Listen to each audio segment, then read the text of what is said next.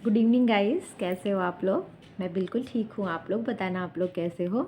मैं आप लोगों को वस्त्र विज्ञान एवं परिधान डॉक्टर वृंदा मैम की बुक के साथ जो इम्पोर्टेंट टॉपिक किसी और में भी दिखते हैं वो मैं लेकर के आती हूँ। ठीक है, अगर आप लोग को मेरी वीडियो अच्छी लगे तो आप लोग लाइक शेयर सब्सक्राइब भी कर दिया करो। चलिए, आप लोगों को मैं बता क्या रही थी, तो मैं आपको पहले यूनिट में से कई चैप्टर फिनिश कर दिए। जैसे मैंने आपको, देखिए, प्रथम खंड है विषय सूची इंडेक्स, मैं आपको दिखा रही हूँ, जिसमें से मैं आपको पहला चैप्टर, दूसरा, तीसरा इसको भी छोड़ी हूँ, जो परीक्षण वाला इसको छोड़ी हूँ, पांचवा कंप्लीट करा दी, छठा भी कंप्लीट हो जाएगा, आज विशेषताएं बता देंगे उसके बाद, और इसका इतिहास, इसकी खेती, इसके वस्त्र निर्माण करने की प्रक्रिया, सारी चीज़ें मैंने बता दी है। इसके इतिहास के बारे में मैंने बताया था कि ये क्या होता था, राजसी वस्त्र माना जाता था। ये बड़े लोग जिनकी वैभव होते थे, जो ऐसे लोग होते थे, वो इन वस्त्रों का उपयोग करते थे। इसकी खेती के बारे में हमने बताया था। जैसे इसके बारे में कुछ इतिहास है कि ये मिस्र, लिनन ऑफ लैंड मिस्र को कहा जाता है। रूस में सबसे प्रथम स्थान है। आयरलैंड में उत्तम किस्म का होता है। इसको राजसी वस्त्र भी कहते हैं। तो कुछ चीज़ें इसके बारे में हमने आपको बताई थी। इसको राजसी वस्त्र क्यों कहते हैं, क्योंकि इसकी प्रोसेस जो है ना बहुत कठिन है। इसके लिए रेशा क्या है, महंगा है। नेक्स्ट आता है इसकी खेती। तो इसकी खेती के बारे में मैंने आपको चीज़ें बताई थी कि इसकी खेती के लिए क्या बताया था कि भाई राजसी वस्त्र है, बड़ा ठाठ बाट वाला है, तो इसके लिए पानी की ज़रूरत है। ऐसा वैसा पानी नहीं यूज़ करता है। इसको सॉफ्ट मृदु जो आप पीने के लिए यूज़ करते हैं, वो इसकी सिंचाई के लिए इसको चाहिए, किसको, लिनन को। ठीक है, इसकी जलवायु कैसी होनी, तो समशीतोष्ण होनी चाहिए, नम होनी चाहिए और आर्द्र होनी चाहिए। इसके बाद इसकी मिट्टी कैसी होनी चाहिए, तो बढ़िया भुरभुरी मिट्टी होनी चाहिए, जिसमें जुताई अच्छे प्रकार से की गई हो। ठीक है, इसका प्रभाव क्या होता है, रेशे पर पड़ता है। इसके प्लांट कितने होते हैं, 30 से 40 सेंटीमीटर लंबे होते हैं। जब ये 4-5 सेंटीमीटर, 5 सेंटीमीटर का होता है तो इसकी सोहनी की जाती है। उसके बाद क्या होता है, सोहनी इसलिए की जाती है कि इसकी खरपतवार दूर करने के लिए सोहनी की जाती है। ठीक है, इतनी चीज़ें आपको मैंने बताई थी। उसके बाद मैंने इसके उत्पादन, इसके प्रोडक्शन के बाद बताई थी कि सबसे पहले हार्वेस्टिंग होता है। हार्वेस्टिंग का मतलब होता है कि उसकी कटाई करना, उसको बांधना। ठीक है, तो हार्वेस्टिंग के बाद मैंने बताया था काटने के बाद क्या करेंगे, तो उसके बाद अगला नंबर आता है उसके सुखाने का। उसमें से पत्तियों को और तनों को, पत्तियों को और पुष्प फलों को अलग करने का नंबर आता है। उसको क्या कहते हैं, ड्राइंग के साथ रिपलिंग कहते हैं। रिपलिंग का मतलब ही होता है पत्ती और बीज को तने से अलग करना। ठीक है, उसके बाद आ गया, अब क्या नंबर आता है, आप तो वो अलग कर लिए, आपको चाहिए तना, तने का भी आपको रेशा चाहिए। तो तने को अलग करने की प्रोसेस क्या होती है, जिसको कहते हैं रिपलिंग। रिपलिंग का मतलब होता है कि तने को उस प्लांट का जो बेस है ना उससे अलग करना। तो आपने जाना कि कितने प्रकार से रेटिंग की जाती थी। तो 4 प्रकार से आपने एक देखा, पानी से, मतलब जल द्वारा, ओस द्वारा, रसायन द्वारा, यंत्र द्वारा। 4 चीज़ें आपने देखी थी। उसमें भी आपने देखा था कि फर्मेंटेशन की क्रिया के द्वारा, चारों में फर्मेंटेशन की प्रक्रिया की जाती थी, चाहे जैसे भी, लेकिन फर्मेंटेशन की प्रक्रिया के द्वारा ही तने से मतलब बेस जो प्लांट का होता है उससे तनों को अलग किया जा रहा था। इतनी चीज़ें आपने जान ली। उसके बाद नेक्स्ट नंबर आया था। तो नेक्स्ट नंबर में आपने देखा था कि उस पर क्या की जा रही थी, तो उस पर कुटाई की जा रही थी, बीटनिंग की प्रोसेस, कचिंग और कुटाई की जा रही थी। तो कुटाई में पहले बेलनों, मोटे मोटे बेलन थे, मुठ लगे हुए थे, जिसपे से उनको गुजारा जा रहा था, जिससे क्या हो रहे थे, जो कड़े पार्ट थे उससे वो रेशे अलग हो रहे थे। फिर कई हैकलिंग की जा रही थी, जिसमें उन रेशों को, हैकलिंग था या स्कचिंग था, उससे सॉरी, हैकलिंग ही शायद था, देखिए स्केचिंग था, सॉरी, स्केचिंग की प्रक्रिया थी, जिसके द्वारा क्या किया जा रहा था, तो फिर हाथ और मशीन द्वारा रेशों को अच्छे से अलग किया जा रहा था। इतनी चीज़ें आप, पावनेल प्रक्रिया मैंने आपको बताई थी। यांत्रिक प्रक्रिया जो होती है, जो यांत्रिक विधि से किया था, 75 से 90 डिग्री सेल्सियस तापमान देके जिसको गलाया जाता है, उसमें क्या होता है, उसको पावनेल प्रक्रिया कहते हैं। इतनी चीज़ें हमने आपको बताई थी। उसके बाद नंबर आता है, तो आप बोलेंगे इसके बाद जाके स्पिनिंग का नंबर आया था।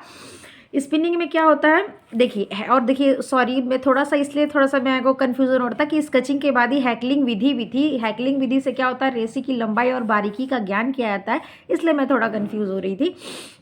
उसके बाद आता है क्या, कताई, जिसको स्पिनिंग कहते हैं। उसके बाद स्पिनिंग की प्रोसेस होती है। स्पिनिंग का मतलब होता है लंबे रेशों की कताई करना सरल होता है, ये सबको पता है। जो फिलामेंट होते हैं उनको करना आसान होता है, जो क्या बोलते हैं, स्टेपल होते हैं, उनको, उनकी कताई की ही नहीं जाती, कताई की जाती है, लेकिन जैसे फिलामेंट का करना आसान होता है। ठीक है, आपने ये भी जाना था कि लिनन के रेशे को टो और लाइन में बांटते हैं। छोटे रेशे को टो कहते हैं, बड़े रेशे को लाइन कहते हैं। मैंने कितने सारे क्वेश्चन के आंसर आपको यहीं से दे दिए। उसके लिए कताई के लिए एक रेशा कड़ा होता है, रुक्ष होता है, कड़कीला है ना वो, अभी तो उसको कैसे सम और आर्द्र जलवायु में आपने प्लांट बना लिया, मतलब उसका बेस आपने अच्छा तैयार कर लिया, लेकिन जब उसकी कटाई करेंगे तो उस रेशे को भी नमी की जरूरत पड़ेगी। तो आप 120 डिग्री फ़ारेनहाइट तापमान पे क्या करेंगे, देखिए, बारीक, कोमल और नरम चिकने एक समान धागे बनाने के लिए 120 डिग्री फ़ारेनहाइट तापमान रखेंगे और उसमें क्या एक विशेष प्रकार के क्या कहता है पदार्थ का प्रयोग करेंगे उसके रेशे को नरम बनाने के लिए। ठीक है, आपने यहाँ से क्या किया, कताई किया और उसके लिए स्प्रेडर नामक मशीन के द्वारा कताई की जाती है कि स्प्रेडर नाम की मशीन होती है, उससे कताई की जाती है। नेक्स्ट नंबर आता है बुनाई का, और कताई के बाद बुनाई आता है। मैंने ये प्रोसेस भी आपको बताया था। बुनाई का मतलब होता है वीविंग। वीविंग कई तरीके से, एक नीटिंग को भी बुनाई कहते हैं और बुनाई वीविंग को भी कहते हैं, बस आप इसका इंग्लिश वर्जन थोड़ा ध्यान दीजिएगा। तो बुनाई होती है, बुनाई में क्या होता है, बुनाई भी बहुत तरीके की होती है। इस पर दो जो होता है वो नहीं होता है। एक तो इस पर ट्विल बुनाई, एक पाइल बुनाई, दो बुनाई का प्रयोग। मतलब पाइल बुनाई हो ही नहीं सकती, एक इतना मजबूत होता है कि ट्विल बुनाई की ही नहीं जाती। इस पर जैकेट, सादी, सैटिन ये बुनाई की जाती है। ठीक है, फल या जो फूल और नमूना बनाया था उसके लिए साटिन बुनाई का प्रयोग किया था। लंबे लंबे फ्लोट निकलते ताने बाने में, इस चीज़ों को याद रखिएगा। उसके बाद नंबर आता है फिनिशिंग का, मतलब फिनिशेस का और परिष्कृति और परिसज्जा का। तो इसमें रंग जल्दी नहीं चढ़ते क्योंकि इसमें क्या हो, रेशों के बीच में पोर्स नहीं होते, छेद नहीं होते, रंग उसमें एब्जॉर्ब सही से नहीं हो पाता है। ठीक है, और इसमें एक बात और है, इसमें एक प्रोसेस क्या आती है ब्लीचिंग की। और ब्लीचिंग की ये रेशा वैसे नेचुरल रेशा जो होता है क्या होता है वो येलोइश टाइप का पीलापन लिए हुए होता है, लेकिन ब्लीचिंग करके इसको वाइट किया जाती है। कोशिश करना चाहिए कि पीला रेशा जो उसका नेचुरल कलर है वो रेशे को प्रीफर करें। ब्लीचिंग वाला रेशा क्या होता है, कमजोर होता है क्योंकि उसके ऊपर के जो एक ऊतक होते हैं वो टूट गए रहते हैं। ठीक है, इतनी चीज़ें आप समझ गए होंगे। नेक्स्ट नंबर आता है लिनन की विशेषताएं, कैरेक्टरिस्टिक ऑफ लिनन। इतनी चीज़ें मैंने आपको मतलब फटाफट सरसरी निगाह से सारी चीज़ें आपको रिमाइंड करा दी। ठीक है, अब नंबर आता है लिनन की विशेषताएं, कैरेक्टरिस्टिक ऑफ लिनन।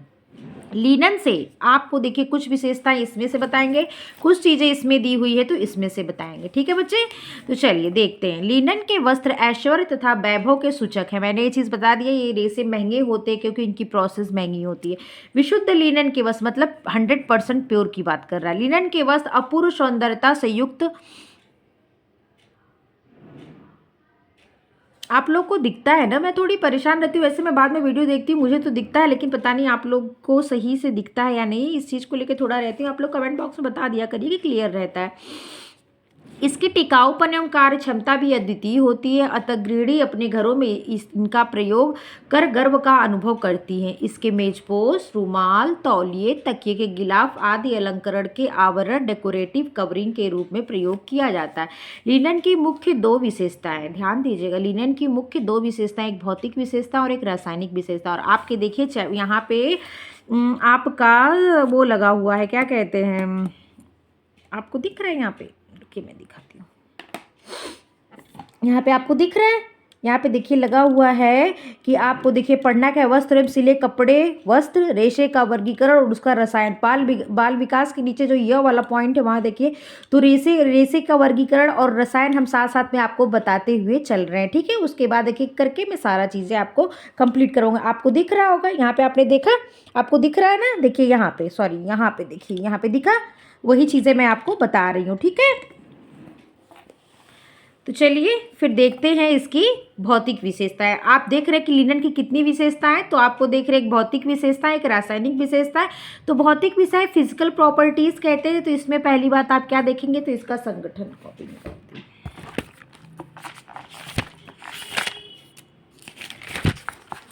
आप क्या देख रहे हैं भौतिक विशेषताएं में, इसकी दो विशेषताएं आप देखेंगे। लिनन की कितनी विशेषताएं आप देखेंगे, तो आप बोलेंगे मैम आपने बोला है लिनन की दो विशेषताएं होती हैं। एक क्या होती है भौतिक, जिसके फिजिक्स मतलब फिजिकल कहते हैं, जिस जानते हैं भौतिक विशेषताएं वो विशेषताएं होती है जिसको आप छू सके, देख सके। जैसे आप उसका संगठन जान सकते कि सेलुलोज है, ऐसे चीज़ें आप जान सकते हैं ना, वही चीज़ें हैं कि इसकी भौतिक विशेषताएं। और दूसरी क्या है, तो आप बताएंगे मैम आपने बोला था रासायनिक विशेषताएं, यही बताई थी ना मैं, रासायनिक विशेषताएं।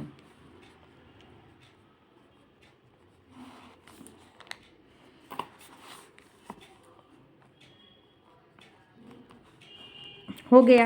अब आप भौतिक विशेषताओं में नंबर 1 क्या पढ़ने जा रहे हो, इसका संगठन। इससे क्या होगा, आप ना चीज़ें आपको आसानी से दिखेंगी और फिर मैं उस चीज़ों को दोबारा आपको रिवीजन कराने में आपको आसान रहेगा। एक नंबर आपने क्या देखा, इसका कंपोजिशन। तो इसके कंपोजिशन में क्या है, जगह छोटी पड़ जाती है, इसके कंपोजिशन में क्या है, लिनन मुख्यतः सेल्यूलोज का बना है। सेल्यूलोज का बना आपको पता है, जब यह वनस्पति जगत से प्राप्त होने वाला रेशा है वो भी किससे प्राप्त होता है, तो ये तने से प्राप्त होता है। ये प्लांट के क्या होता है, तने से प्राप्त होता है। कौन से प्लांट से, तो लीनम यूसिटेसियम इसके प्लांट का नाम होता है। वैसे ये फ्लेक्स के तने से प्राप्त होता है, वो उसका बॉटनिकल नेम था। ठीक है, इतनी चीज़ें आप जान गए। तो ये कैसा रेशा, तो इसमें सेल्यूलोज की प्रधानता रहेगी। प्लांट क्या होता है, सेल्यूलोज की उसमें प्रधानता होती है। ठीक है, तो ये सेल्यूलोज क्या है, तो आप बोलेंगे मैम कार्बोहाइड्रेट का पॉलीसेकेराइड फॉर्म जो होता है, 3 तरह के कार्बोहाइड्रेट होते हैं, मोनो, डाई और पॉली। तो मैम ये पॉलीसेकेराइड है। ठीक है, सेल्यूलोज क्या है, पॉलीसेकेराइड है। तो यही चीज़ है कि लिनन क्या होता है, मुख्यतः सेल्यूलोज का बना होता है। कच्ची अवस्था में लिनन के रेशे का संगठन निम्न प्रकार होता है। आप समझ गए किससे बना होता है, तो आप बोलेंगे मैम ये जो होता है सेलुलोजिक फाइबर है, तो सेलुलोज से बना होता है। ठीक है, देखिए वृद्धि,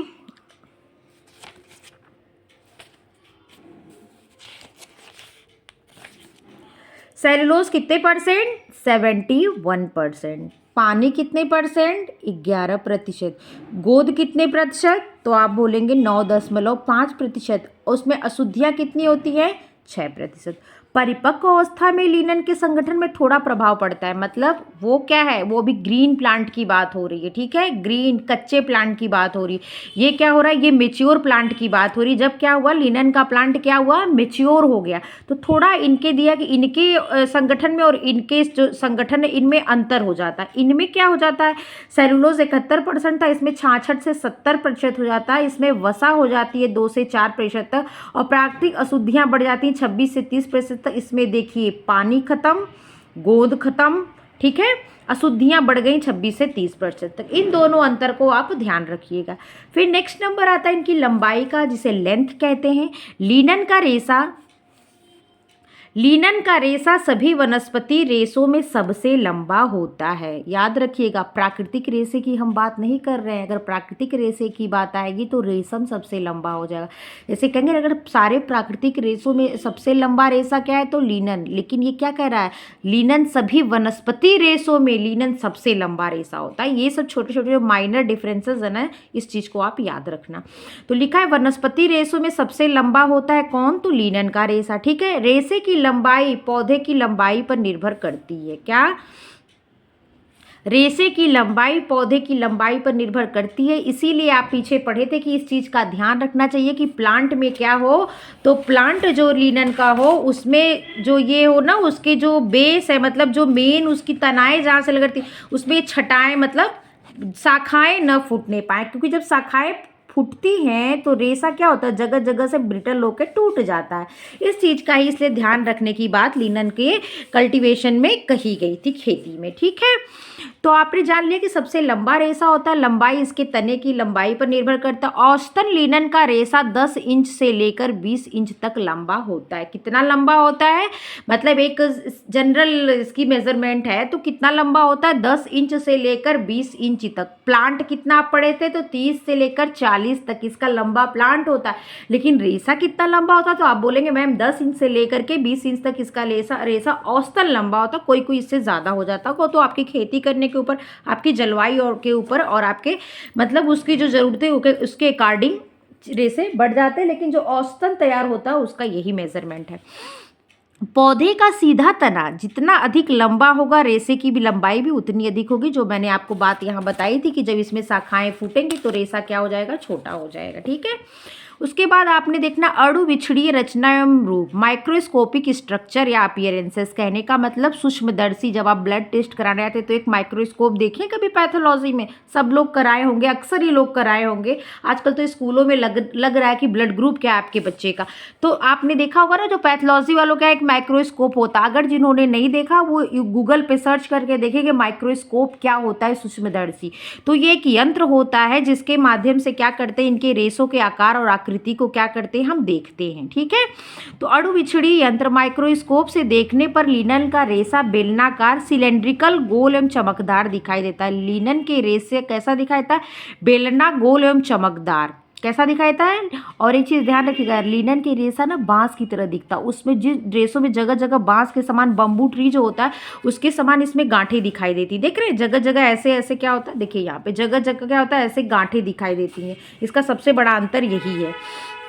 लिनन का रेशा बेलनाकार, गोल, चमकदार एवं कैसा दिखाई देता है? चमकदार दिखाई देता है, जो दोनों छोरों की तरफ क्रमशः चौड़ाई से पतला होता हुआ नुकीला टिपर्ड एंड एट इंड हो जाता है। ठीक है, टेपर्ड एंड इंड हो जाता है। रेशों की लंबाई पर बांस के समान गांठे नोट्स दिखाई देते हैं। देखिए दिखाई देते, ये चीज़ वेरी इंपॉर्टेंट है, क्वेश्चन भी ये चीज़ को ध्यान में रख के पूछता है। रेशों की लंबाई पर कैसे बांस के समान गांठे नोट्स दिखाई देते हैं? ये गांठे किसकी होती है? तो पैक्टीन की होती है। मैं आपको बता देती हूँ, ये देखो लिनन का रेशा है मान लो, तो जगह जगह इस पे क्या हो गए, ऐसे ऐसे क्या हो गए, नोट्स दिखाई देंगे, गांठे दिखाई देंगी, जैसे क्या बांस में, जैसे क्या गन्ने में। गन्ने में भी देखिए जगह जगह गांठ होता है ना, हमको आपको याद रखने का एक तरीका बता दे रहे हैं। और एक बात, छोरों पे क्या होता है, ये जाके रेशा पतला हो जाता है, नुकीला हो जाता है। ये जो नोट्स दिखाई देते हैं किस चीज़ के होते हैं? तो आप बोलेंगे मैम पैक्टीन, जो गोद लगा होता है ना, उसी गोद का ये क्या होता है, ये पैक्टीन होता है। और ये पैक्टीन कब क्या था, फर्मेंटेशन की क्रिया की जा रही थी, तो इसी गोद को क्या, फर्मेंटेशन की जो वो बैक्टीरिया हो रहे थे, इसी गोद को खा के क्या कर रहे थे, इनको जो है ये नोट्स को हल्का तोड़ दे रहे थे, और रेशे क्या हो जा रहे थे, अलग हो जा रहे थे। किसके? तो आप बोलेंगे लिनन के। ठीक है, तो नोट्स, ये गांठें पैक्टीन की बनी होती है। रेशा बीच से खोखला होता है, इसके मध्य में कपास के समान ही एक पतली नलिका उपस्थित रहती है, जो सूक्ष्म रेखा सी दिखाई देती है। रेशों की रचना बांस के सदृश दिखाई देती है, इस चीज को याद रखना है, वेरी इंपॉर्टेंट है। जिसमें थोड़ी सी असमानता, अनइवननेस गांठों के कारण आ जाती है। वही गांठों के कारण ही क्या आती है, असमानता आती है।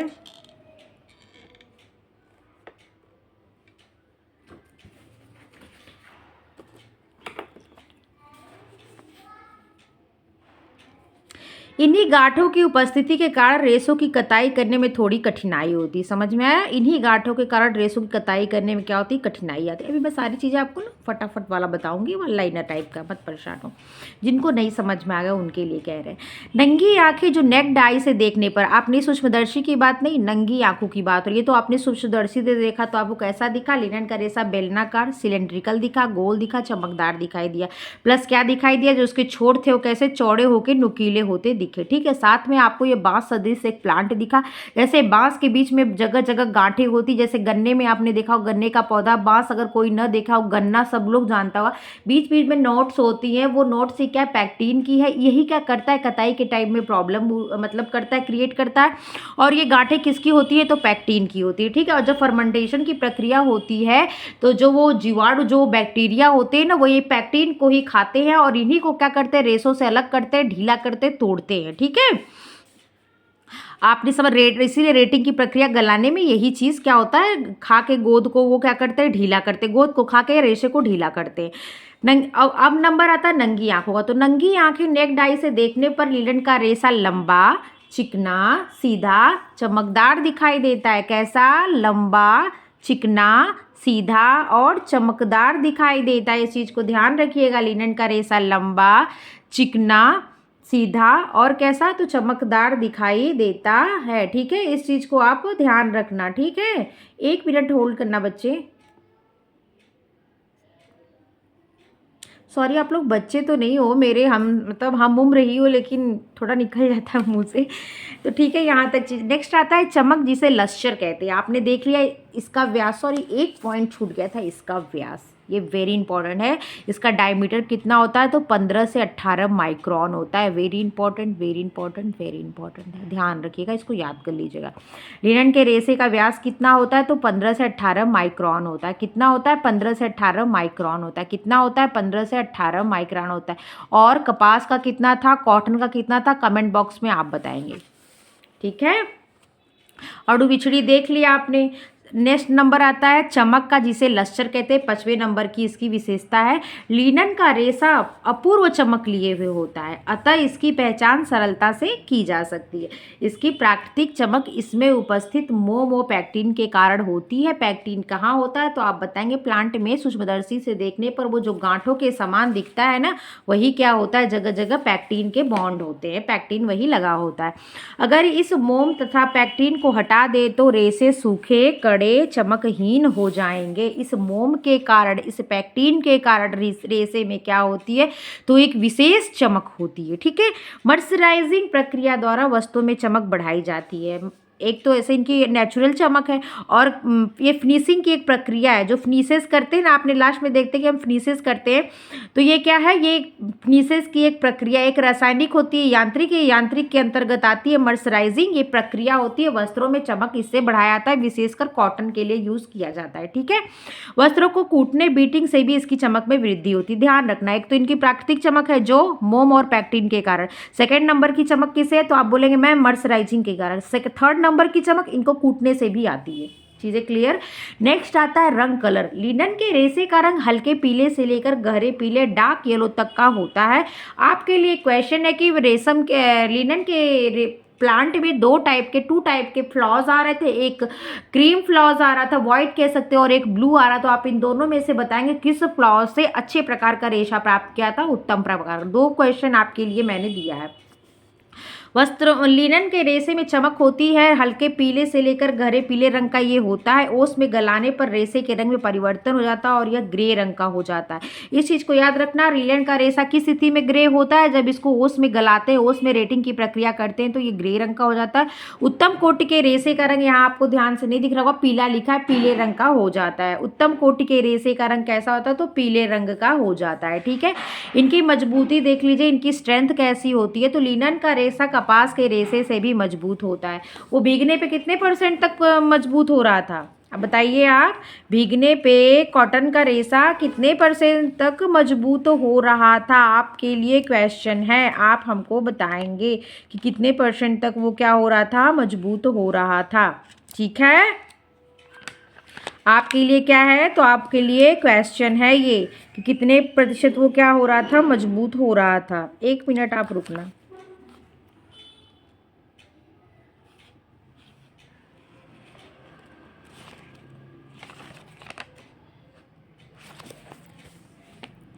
आपके लिए क्वेश्चन है कि जैसे इसको आप देख रहे हैं कि 20% तक ये रेशा क्या होता है, मजबूत हो जाता है भीगने के बाद, तो कपास का रेशा भीगने के बाद कितने % तक मजबूत होता है, हम आपसे यही क्वेश्चन पूछ रहे हैं।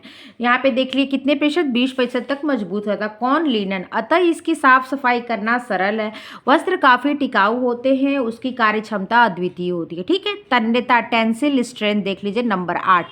लिनन के रेशे में तन्यता का अभाव होता है, इसमें प्रत्यास्था का अभाव, प्रतिस्कंदता का अभाव, टेंसिल स्ट्रेंथ का अभाव, पेलिबिलिटी का अभाव, इन सब चीज़ों का अभाव होता है। जितना कॉटन में जो चीज़ गुण, वही गुण इसमें भी होता है। ठीक है, तो इसमें क्या होता है, इसका अभाव होता है। थोड़ा खींचने अथवा झटके से सहजता से टूट जाता है, इसीलिए लिनन के रेशे को कताई करना कठिन कार्य है।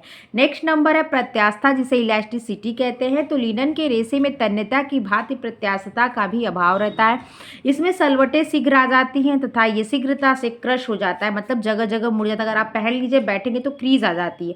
प्रत्यास्था के अभाव के कारण इसकी कताई व बुनाई करना सरल नहीं होता, अतः कताई बुनाई का कार्य अत्यंत सावधानी पूर्वक की जानी चाहिए, अन्यथा रेशे बार बार टूट जाएंगे। परिसज्जा सिकन प्रतिरोधी क्रीज एंड रिंकल रेजिस्टेंस बनाया जाता है, क्या करके, फिनिशिंग करके। जैसे यहाँ मर्सराइजिंग की फिनिशिंग थी, वैसे यहाँ क्या क्रीज रेजिस्टेंस एक फिनिशिंग की जाती है, उसमें से हटाने के लिए सिकन प्रतिरोधी बनाया जाता है।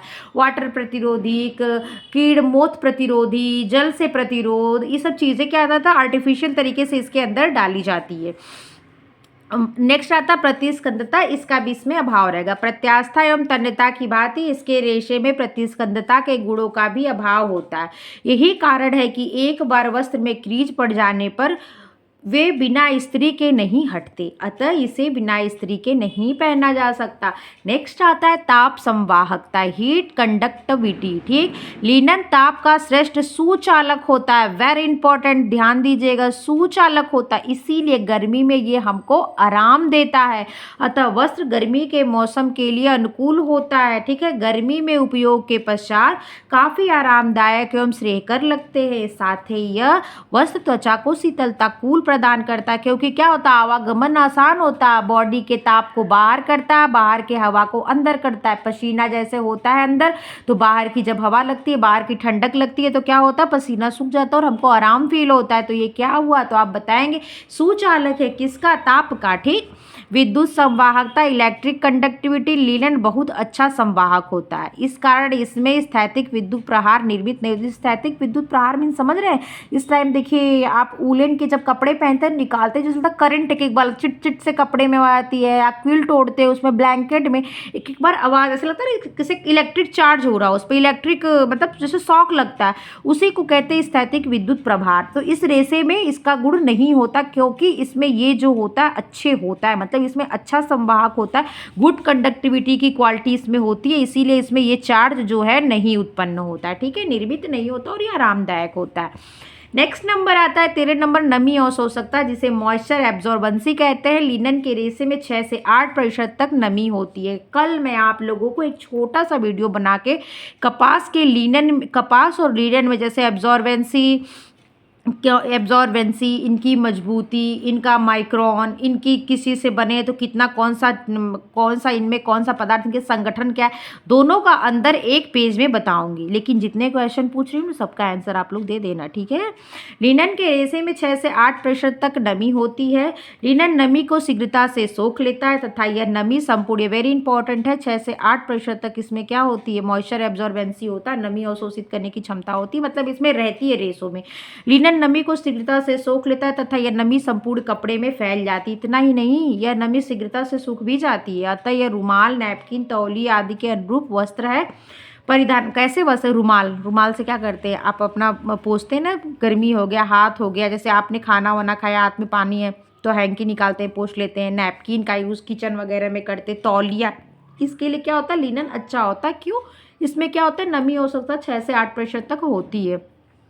इसको समझने के लिए आप एक रखना, क्या है, सम संख्या है, 6 भी सम संख्या और 8 भी सम संख्या है, तो लिनन भैया सम संख्या को मानता है, वो सम संख्या में नमी को ऑब्जर्व करता है, ठीक है, 6 से लेकर 8 तक। नेक्स्ट आता है घर्षण एवं रगड़ का प्रभाव। तो लिनन वस्त्र पर रगड़ने, पटकने, पीटने की कोई हानि प्रभाव नहीं पड़ता है, जैसे करते हैं ना, इसीलिए क्या करते हैं, स्टेरिलाइजेशन की जो प्रोसेस होती है इन सब कपड़ों पे, तो उसको क्या कहते हैं हिंदी में, देखिए अभी नाम ही नहीं आ रहा है, विसंक्रमित जब करते हैं, देखिए जो हॉस्पिटल में यूज़ करते हैं तो उनको उबाल दिया जाता है, कपड़ों को भी उबाल दिया जाता है, क्या, क्योंकि क्या उनमें इन्फेक्शन लगने का डर न रहे। तो ये जब इसके अंदर ये सब सहने की क्षमता होती है ना, तो इसी कारण इन पे क्या होता है, असर नहीं पड़ता रगड़ने का, पीटने का, इन सब चीज़ों का। हाँ, जहाँ से वस्त्र मुड़े होते हैं अत्यधिक रगड़ने पर वस्त्र फट जाते हैं, इसमें थोड़ी सी प्रॉब्लम है। नहीं, उनकी आवाज़ तोड़े थे ना आप, उनकी आवाज़ तोड़े थे ना, क्या? नहीं जाना, आप उस रूम में बैठ के देखो टीवी। क्या? अरे उसमें जाना है तो क्या करना है?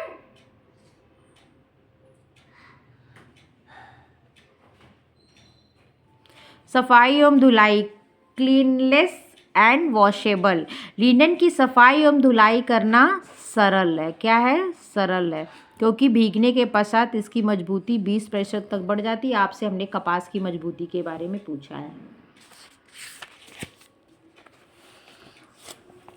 लिनन के वस्त्र लंबे रेसे बनते हैं, अतः इसकी सतह पर रोए नहीं रहते, साथ ही सतह चिकना एवं चमकदार होता है, जिसमें धूल, कण एवं गंदगी गहराई तक प्रवेश नहीं कर पाते। दाग धब्बे भी शीघ्रता से छूट जाते हैं।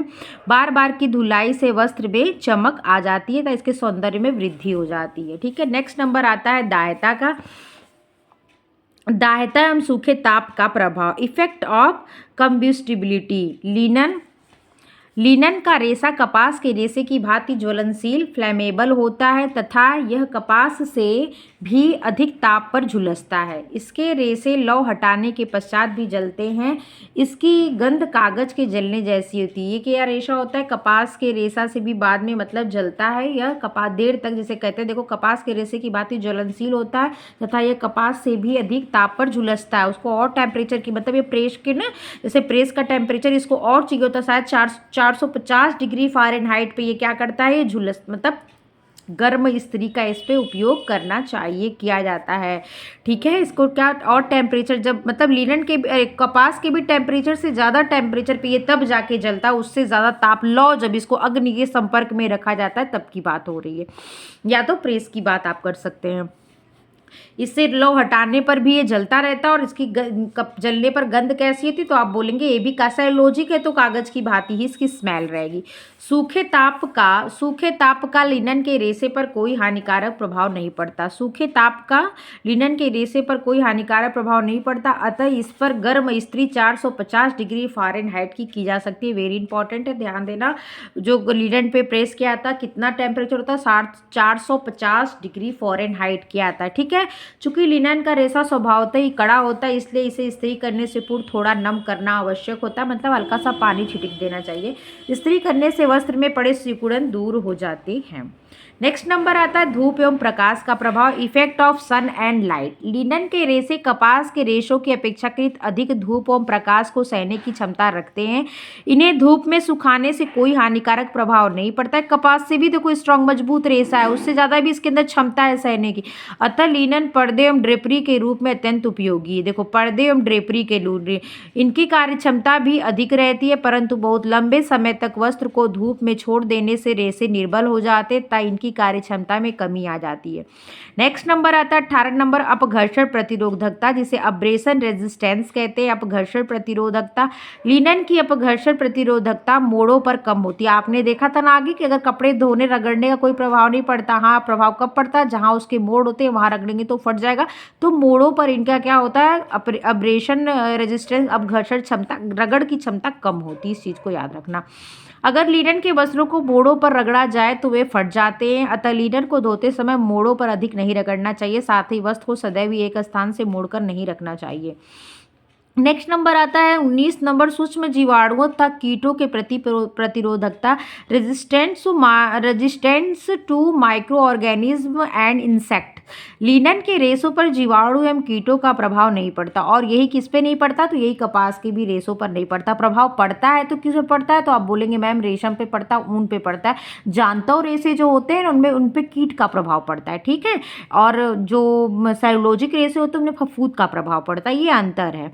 तो प्रभाव नहीं पड़ता और नहीं जीवाणु लिनन के रेशे पर पनपते हैं, अतः इसके वह सर्जिकल एवं चिकित्सक कार्य में भी उपयोगी होते हैं। इसमें बैक्टीरिया भी जल्दी नहीं पनपती, इसलिए सर्जिकल ऑपरेशन के लिए चिकित्सा में क्या किया जाता है, उपयोग किया जाता है। नमीयुक्त स्थानों पर रखने से लिनन के वस्त्रों में फफूंदी लग जाती है, बोला ना इन पर फफूंदी का प्रभाव पड़ता है, और कॉटन पर भी फफूंदी का प्रभाव पड़ता है, अतः लिनन के वस्त्रों में नमीयुक्त स्थानों पर बंद करके कभी नहीं रखना चाहिए। नेक्स्ट आता है सिकन प्रतिरोधकता, क्रीज रेजिस्टेंट। जैसे सिकन का मतलब ये आपने ऐसे मोड़ दिया तो ये मुड़ा ही रह गया, यही क्या होता है, क्रीज रेजिस्टेंट होता है। क्या आप वूलन कपड़े को ऐसे मोड़ते हो तो वो मुड़े रह जाते, तो आप बोलोगे नहीं मैम वो मुड़े नहीं रहते हैं, वो अपनी स्थिति में आ जाते हैं। ठीक है, पूर्व आकृति को प्राप्त कर लेते हैं या अपने आप पूर्व आयतन को प्राप्त कर लेते हैं, इसे क्या कहते हैं, तो प्रतिस्कंदता कहते हैं।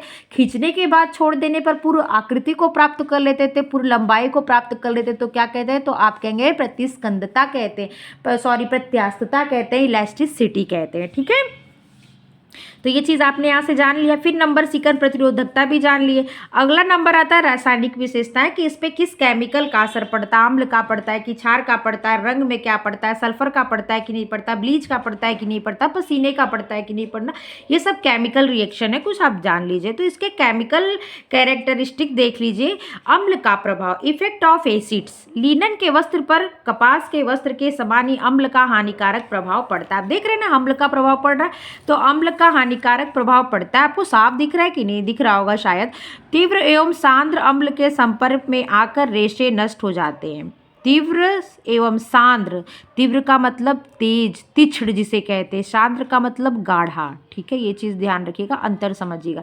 तीव्र एवं सांद्र अम्ल के संपर्क में आकर रेशे नष्ट हो जाते हैं। अम्ल के संपर्क में आएंगे तो तनु अम्ल जो डाइल्यूट किया होता है, जैसे आप शैम्पू कहते हैं ना, शैम्पू करने से पहले पानी में थोड़ा देर मिलाकर छोड़ देना चाहिए। क्यों? क्योंकि वो डाइल्यूट हो जाए, उनका सांद्र जो उनका गाढ़ा फॉर्म है ना, वो हमारे बालों को हार्म न पहुंचाए, इसीलिए पानी में डालकर उसको डाइल्यूट करते हैं। वही देखिए यहाँ पे डाइल्यूट किया जा रहा है, मतलब कमजोर हो जाए, कमजोर उसका फॉर्म होगा तो अम्ल लेकिन कमजोर फॉर्म में होगा, मतलब कह सकते हैं स्ट्रॉन्ग ना होकर क्या होगा, निर्बल होगा। तनु अम्ल डाइल्यूट एसिड भी है, इन्हें निर्बल कर क्षति पहुंचाते हैं, अतः अम्ल का प्रयोग नहीं करना चाहिए। अम्ल का प्रयोग इस पे नहीं करना चाहिए। फिर भी प्रांजल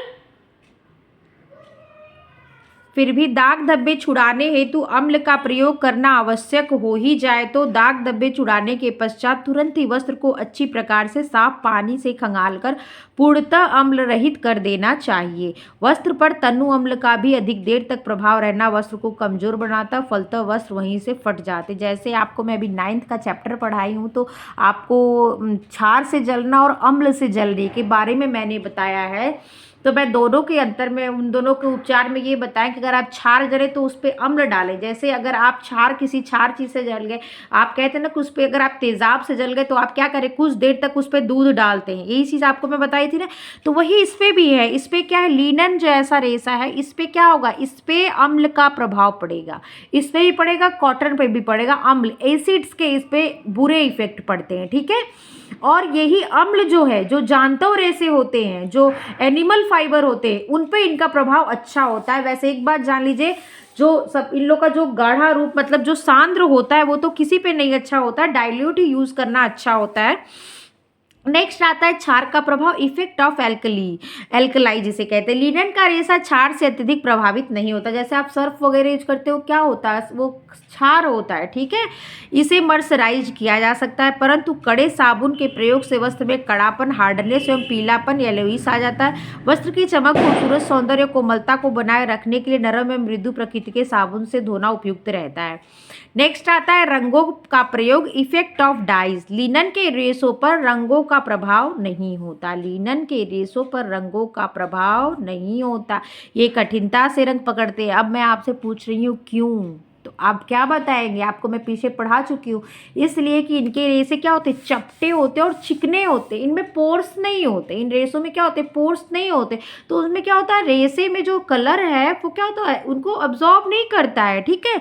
इसलिए इन पे क्या होता है, रंग आसानी से नहीं चढ़ते हैं, क्योंकि इसके रेशों पर ऊतकों की कड़ी सतह होती है। देखिए यहाँ लिखा हुआ है, जो अभेद होते हैं, अतः इनमें रंग प्रवेश नहीं कर पाते। आप ब्लीच करने के बाद रंग चढ़ाया जाता है। इसीलिए ये कहा जाता है कि जब आप रेशे खरीदो तो आप कलर्ड ना खरीदो, एकदम व्हाइट ना खरीदो, येलोइश जो हो ना वो खरीदो, क्योंकि वो प्योर है। लेकिन जो बहुत सफ़ेद आपको दिख रहा है, आप कलर्ड वाले कलरफुल खरीद रहे हो, क्या किया गया है, पहले ब्लीच करके उनके जो ऊपर के टिश्यू हैं उनको नरम किया गया, उसके बाद उनको कलर किया गया, तब वो आपको मार्केट में बेचने के लिए आया है। तो इस चीज़ को देखिए यही बताया गया है शायद। ब्लीच, अतः इसमें रंग प्रवेश नहीं कर पाते।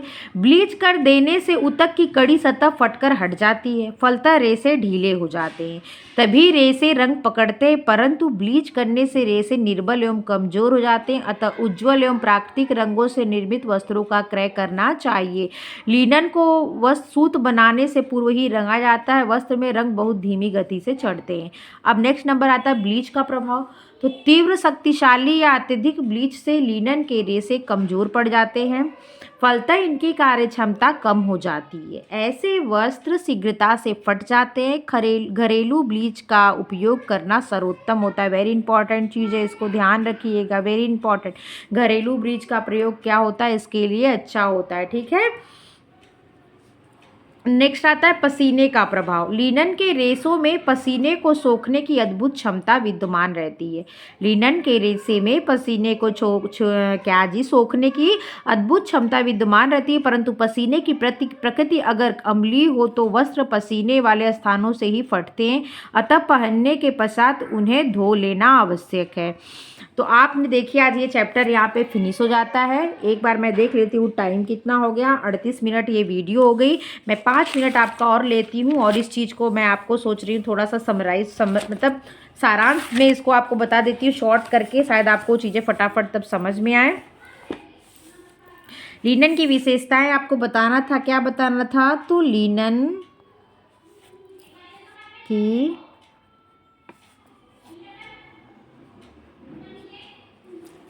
एक मिनट रुकिए।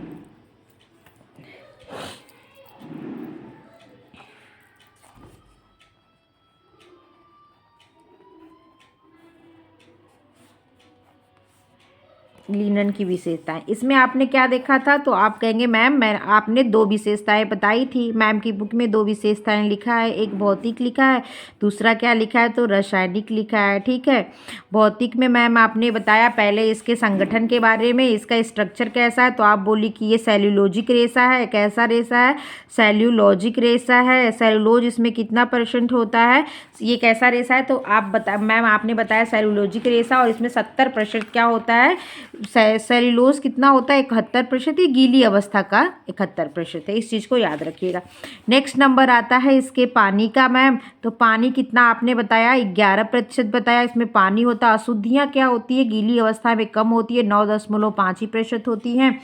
ये क्या है, ये गीली अवस्था वाला है। ठीक है, सूखी अवस्था में क्या होता है, तो इसमें बस एक रहता है लिनन, जो होता है 65-66 से लेके 70% तक। वसा, इसमें एक वसा देखिए नया आ जाता है 2 से 4% तक, और अशुद्धियाँ बढ़ के 26 से 30% हो गई। यही चीज़ हुआ।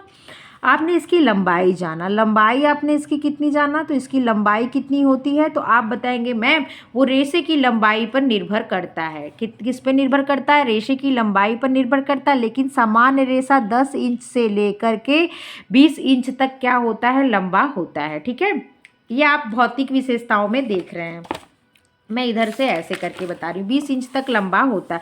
फिर मैम इसके तीसरा नंबर आ गया इसके व्यास का, जिसे इंग्लिश में कहते हैं डायमीटर। कभी कभी इसको हिंदी में भी करके पूछ देता है कि डायमीटर कितना होता है, तो ये आप बताएंगे मैम ये 15 से लेकर के 18 माइक्रोन होता है। ये चीज़ आप समझ के, मतलब माइक्रोस्कोप से देखने पर ये कैसा लगता है, तो आप बताएंगे मैम माइक्रोस्कोप से आपने बताया था कि ये कैसा होता है, तो गोल चमकदार दिखाई देता है। रेशा बेलनाकार, बेलनाकार गोल चमकदार दिखाई देता है। और क्या होता है, तो देखिए हमें थोड़ी सी प्रॉब्लम ये होती है लिखने में ना, कि इधर सब चीज़ मैनेज करना पड़ता है। छोटे से टेबल पे बुक को मैनेज करो, फिर ये ब्लर ना हो, वीडियो हिले नहीं, इसको मैनेज करो, इस कॉपी को मैनेज करो, लिखने को मैनेज करो, इसलिए थोड़ी सी प्रॉब्लम होती है। ये हो गया। फिर आपने एक और बताया कि माइक्रोस्कोप से देखने पर इसमें क्या होते हैं, तो इस रेशों के बीच बीच में गांठें दिखती हैं, जस्ट लाइक बम्बू ट्री। ठीक है, बम्बू ट्री की तरह जगह जगह क्या होती है, गांठें दिखती हैं। और ये गांठें किसकी होती है, तो मैम पैक्टीन की होती है, जिसे गोंद कहते हैं या मोम कहते हैं, ये पैक्टीन की होती हैं। और जब इसको नंगी आंखों से देखते हैं, मतलब नेक डाई से देखते हैं, तो ये कैसा होता है रेशा, लंबा, चिकना, सीधा, और कैसा, चमकदार, चमकदार और कैसा, चिकना। ठीक है, चिकना, चिकना, चमकदार, लंबा रेशा ये होता है। इतनी चीज़ आप जान गए। फिर इसमें चमक कैसी होती है, जिसको लश्चर कहते हैं, तो आप कहेंगे मैम इसमें अच्छी चमक होती है। ये क्या होती है, इसमें अपूर्व चमक वाला रेशा होता है। इसमें एक चमक होती है प्रकृति की तरफ से दी हुई, इसमें क्या होती है, एक चमक होती है। और वो किसके कारण होती है, तो बोलेंगे मैम वो पैक्टीन के कारण होती है। किसके कारण होती है, तो पैक्टीन के कारण वो चमक होती है। और बात है जिसको, और सेकेंड नंबर पे मर्सराइजिंग करके चमक की जाती, मर्सराइजिंग करके रेशे में चमक की जाती है। और कूटने के बाद भी रेशे में क्या होती है, चमक हो जाती है। आप हम लोग को भी कस के छोटे रहते थे, मम्मियाँ खूब कूटती थी, तो क्या होती थी, चेहरे पे चमक आ जाती थी। ठीक है, नेक्स्ट आता है रंग। तो जैसे नेचुरल कलर, तो इसका कैसा होता है, नेचुरल कलर इसका कैसा होता है, तो आप बोलेंगे मैम एलोइश होता है। नेचुरल कलर इसका कैसा होता है, एलोइश होता है। लेकिन मतलब उत्तम कोटि वाला क्या होता है, हल्का पीला होता है। लेकिन क्या होता है, जब आप क्या कहते हैं, ड्यू में, मतलब ओस में, जब इसको क्या किए, रेटिंग की प्रक्रिया मैम आपने कराई, जब आप बता रही थी रेटिंग की प्रक्रिया, जब ड्यू मतलब ओस में जब आपने करवाया, तो ये रेशा कैसा हो गया, ग्रे हो गया, मतलब स्लेटी रंग का हो गया। ठीक है, ये रेशा कैसा हो गया, तो बताएंगे आपको। कि बुक हटाने दीजिए, उसके बाद हम बताते हैं। तो आप मैम आपने बताया कि जब आप क्या बोलते हैं, ड्यू में जब इसको रेटिंग कराई, तो ये रेशा कैसा हो गया, तो आप बताएंगे मैम आपने बताया ग्रे कलर का हो गया। ठीक है, लेकिन जो उत्तम किस्म का रेशा होता है, उत्तम रेशा कैसे होता है, तो आप बताएंगे मैम पीले रंग का होता है, क्योंकि नेचुरल,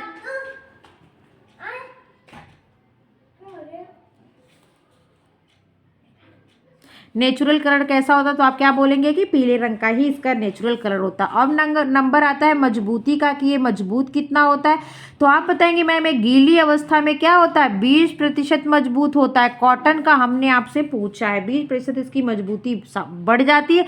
इसीलिए ये रेशा क्या होता है, साफ सफाई करने में, हॉस्पिटल में यूज करने में, सर्जिकल टाइम यूज करने में, मतलब ऑपरेशन वगैरह के टाइम इसका यूज करने में क्या होता है, ये रेशा आसान, क्योंकि क्या होता है इसका विष संक्रमण थर्मोस्टेलाइजेशन आसानी से किया जा सकता है। अगला नंबर आता है तन्यता, प्रत्यास्थता, प्रतिस्कंदता, क्या होता है, अभाव होता है। समझ में आया। नेक्स्ट पॉइंट आता है, ये पॉइंट्स है सारे, ये सारे पॉइंट्स हैं। नेक्स्ट पॉइंट आता है, ये सब तो यहाँ से मान लीजिए कट गया। फिर नेक्स्ट आता है, इसका क्या आता है, तो आप बोलेंगे ताप संवाहकता, ताप संवाहकता। और वैसे क्या कहेंगे, तो आप कहेंगे हीट कंडक्टिविटी, कंडक्टिविटी क्या होता है, इसमें अच्छा गुण होता है। ठीक है, इस रेशे में क्या होता है, तो ये क्या होता है, ताप का अच्छा सुचालक होता है, गुड कंडक्टिविटी होती है। कैसा होता है, इसमें गुड होती है कंडक्टिविटी। इस चीज़ को ध्यान रखिएगा कि इसमें जो कंडक्टिविटी होती है वो क्या होती है, तो गुड होती है। इसीलिए क्या होता है, गर्मी में हमको आराम देता है। नेक्स्ट आता है विद्युत संवाहकता, संवाहकता मतलब इलेक्ट्रिक कंडक्टिविटी इसमें अच्छी होती है। इलेक्ट्रिक कंडक्टिविटी का गुण इसमें क्या होता है, कंडक्टिविटी का गुण आप समझ लो क्या होता है, तो पाया जाता है। इसीलिए इस पर इलेक्ट्रिक चार्ज नहीं होता है, स्टैटिक इलेक्ट्रिक चार्ज नहीं बनता। नमी अवशोषकता बहुत, नमी अवशोषकता अच्छी होती है। इसमें 6 से 8% तक नमी अवशोषकता का गुण होता है। इसीलिए इसकी नैपकिन, इसीलिए इसका रुमाल, इसीलिए इसका तौलिया बना के इसको यूज में लेना टेबल आया था ना एग्जाम में, लिनन टेबल। तो वही देखो, मैं एक दिन इस चीज को देखी थी, मैं टॉवेल, अपनी टॉवेल यूज कर रही थी। ब्रांडेड चीजों पे क्या होता है, कुछ टैग लगे होते, तो उस टॉवेल पे लिखा था लिनन टेबल। तो मेरी नजर गई कि अगर शायद एग्जाम में देख ली होती तो एक क्वेश्चन सही हो गया होता। तो यही चीज़ है। फिर आगे आता है आपका घर्षण एवं रगड़। तो इसमें सहने की क्षमता अच्छी होती है, बस हाँ मोड़ों पर ये क्या होते हैं, फटने की डर रहता है। मजबूती इनमें होती है, साफ सफाई धुलाई में आसान होता है। ये 20% क्या होता है, भीगने पर मजबूत हो जाते हैं, आपको मैंने कई बार बता दिया। और इनका प्रेस के लिए 450 डिग्री फ़ारेनहाइट तापमान अच्छा होता है। और आप घर्षण प्रतिरोधकता क्या होती है, तो इनमें होती है पर मोड़ों पर बस कम होती है। कीट का प्रभाव नहीं पड़ता, फफूंद का प्रभाव पड़ता है। सिकन क्या होता है, इनमें सिकन पड़ती है। ठीक है, इनमें क्रीज पड़ती है। फिर अम्ल का प्रभाव बुरा पड़ता है, चाहे वो डाइल्यूट फॉर्म में हो, चाहे वो सांद्र हो। क्षार का प्रभाव क्या होता है, बुरा नहीं पड़ता। सांद्र होगा तो पड़ सकता है, पर डाइल्यूट का बिल्कुल नहीं पड़ता है। रंगों का प्रभाव, रंग आसानी से नहीं चढ़ते हैं। क्यों नहीं चढ़ते, क्योंकि इनमें जो ऊतक होते हैं ना वो हार्ड होते, तो नहीं, इसलिए ब्लीचिंग करके पहले ऊतक को ढीला किया था, उसके बाद रंगने की क्रिया किया थी। ब्लीच का प्रभाव क्या होता है, तो ब्लीच से क्या होता है, रेशे कमजोर पड़ जाते। और घरेलू ब्लीच का उपयोग इस पे अच्छा मना था, और जो हार्ड ब्लीच या किसी ब्लीच का उपयोग अच्छा नहीं मना था, रेशे कमजोर होते। पसीने का प्रभाव, तो पसीने की जो क्षमता होती, कुछ लोग का पसीना अम्लीय होता है, कुछ लोग का क्षारी। आप डिपेंड करता है आपका पसीना कैसा है, अम्ली है तो प्रभाव पड़ेगा, क्षारी है तो नहीं पड़ेगा। मैं आशा करती हूँ कि आपको ये क्या है समझ में आ गया होगा। इसको कह देते हैं डन। ठीक, अगर आपको समझ में आया तो आप लोग लाइक शेयर सब्सक्राइब कर दीजिएगा। और जो लोग मेरी वीडियो देखते हैं उन लोग को बहुत बहुत धन्यवाद देखने के लिए। तब तक के लिए टेक केयर, थैंक यू।